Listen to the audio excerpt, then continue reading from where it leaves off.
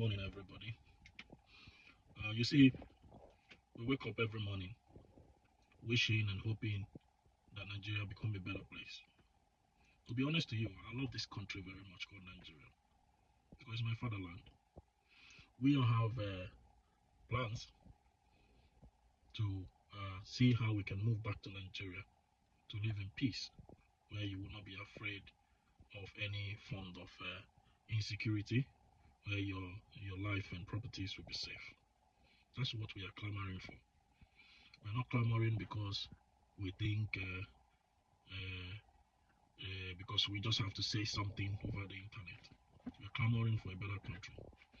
This is where we have to start, rearranging or putting our mind in some certain positions in Nigerian politics.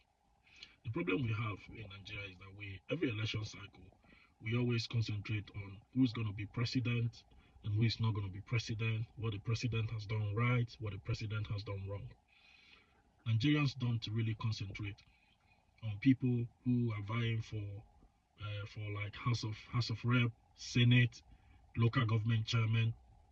We have to start looking at these things because if you want a successful regime, no matter who goes into power as the president, you also need that check and balance to be able to regulate what the president is doing or what the executive is doing. It's high time we start looking at the people we elect in our Senate houses, the people we elect in our House of Rep, and the people we elect as. Sometimes we look at the governors, but we are mostly concerned about who is going to be the number one, who is going to be in Asura. But why that is important, we also have to look at those in our chambers. Look at what's going on now. You see, a country where there is law and order. You hear about fat allocations given to governors, and from the allocation that is made for life, protection of life and property, providing things for the masses for each state, and for infrastructure, road construction, and all manner of work that should be done in each state to help citizens to really have a better life and for them to feel the dividends of democracy. And you hear from that same allocation, you hear that governors from APCs are allegedly putting aside some money for the re-election of the president. It is criminal. It is criminal, yes, it is criminal. Because the allocation belongs to the state. It's supposed to be used for the development of state. So when you take out some amount of money to put it in a certain coffer just to re-elect for the expenses and all the campaign expenses to re-elect the president, it is criminal. But nobody talks about it because we are so used to criminal activities in Nigeria that now people don't see anything serious. They don't see it serious. Allegedly, over 800 billion was kept aside from the allocation that was sent to the APC governors for the re-election of the president. And if this is true, it is criminal. It's a call for Nigerians to even be on the street. If it's a country where we know we can identify what is a crime and what is not a crime, it is criminal. Now, if the Economic Financial Crime Commission, if they are really doing their job, it is high time to be going after some of these governors because it is financial crime. So that is where we have to start working on, because if our Senate House, we elected people who have the interests of the masses at heart, in the Senate, this should have been a topic. This should have been a topic of discussions. This should have been something that the citizens should be asking. Why is it like that? Why should the allocation that is made for the citizen of each state, some huge chunk, is being set aside for the re-election of the president? That's abnormal. That's really abnormal. It's really, really abnormal. So, and I think because of all these things, all our institutions, are full with corruption. That's why they don't want somebody like Peter Obi to come into power, because they know he's going to dismantle these criminalities. There's nothing you can tell me. There is a deliberate attempt to make sure that people like Peter Obi does not get into power. Now, the ruling party, they are not strategizing on how to sell their government to Nigerian citizens. They're not strategizing. They are just strategizing on how to stop Peter Obi from being on the ballot. Now they are strategizing in such a way that they are looking for oppositions, people who can come into the race so they can divide the vote of Peter Obi. That is why I'm begging Jonathan. The other day, Peter Obi went to consult you, and you pretended like everything was good.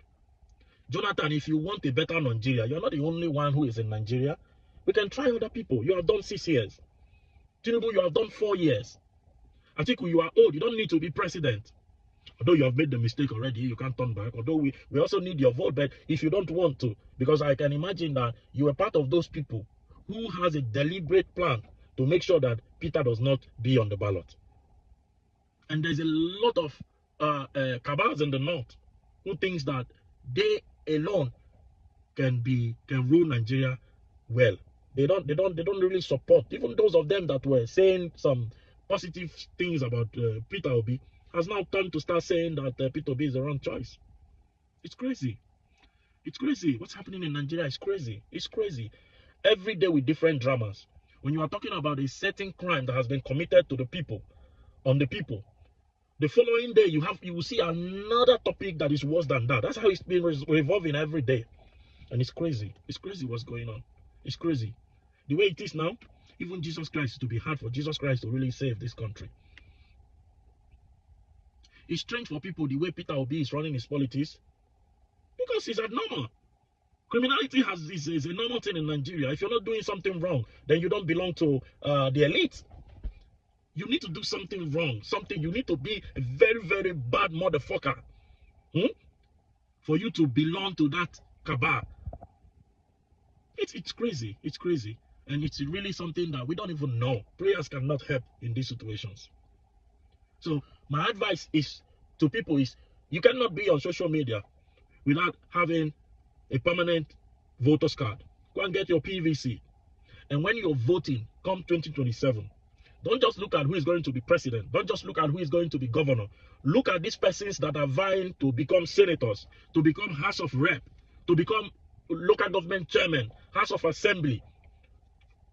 If we really want to change this country, we all have to collectively make it a mandatory something that we have to do.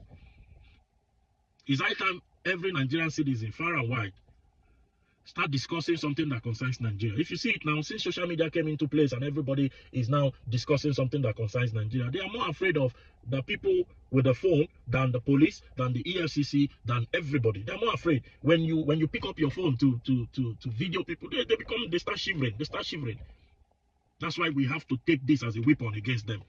Anyone who has not really done anything, we vote you into power, you didn't do anything, we should make sure that such people does not come back to power. We should make sure that such people does not. We don't care if it belongs to the ruling class or belong to, because now these people who have mismanaged the country, the economy of the country, now they are recycling their kids, their children, to come and be ruling us again. We must not let that happen. That's why everybody have to take the bull by the horn and be involved, so we can change this country for the better. I'm just bringing out my 2 cents to make people understand that this country, the way it is now, if we leave it for the people who are handling it, our children will still come and do the same thing we are doing, complaining. I hope I have passed the message. Thank you.